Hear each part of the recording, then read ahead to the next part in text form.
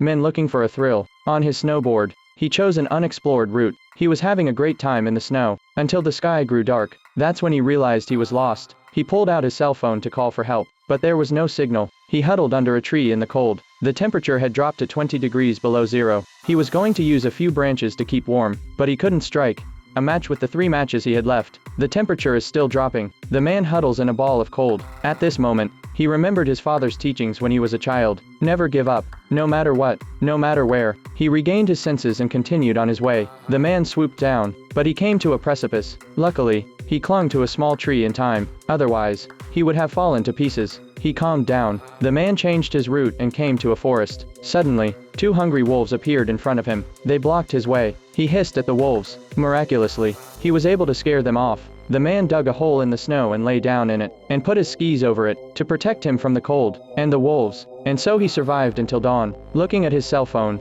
there's still no signal. He grabbed a handful of snow and tried to hydrate himself, but he hesitated, because Amy told him yesterday, eating snow not only causes a drop in body temperature, it also causes dehydration. He finally gave up. He got on his snowboard and continued down the mountain. After an unknown amount of time, the man came to a frozen lake. The man was so tired he thought he'd take a break and keep going, but he didn't expect it. The ice suddenly broke under his feet. The man fell into the frozen lake. He could have easily climbed to the shore, but instead, he swam underwater, because he wanted to pick up the powder that fell into the water. The man almost died at the bottom of the lake. After half a day's struggle, he made it to the shore, and dragged his wet body to a rocky place. He took off his soaked clothes, and squatted in the sun to warm himself. The man looked at the powder in his hand, and realized how foolish he had been.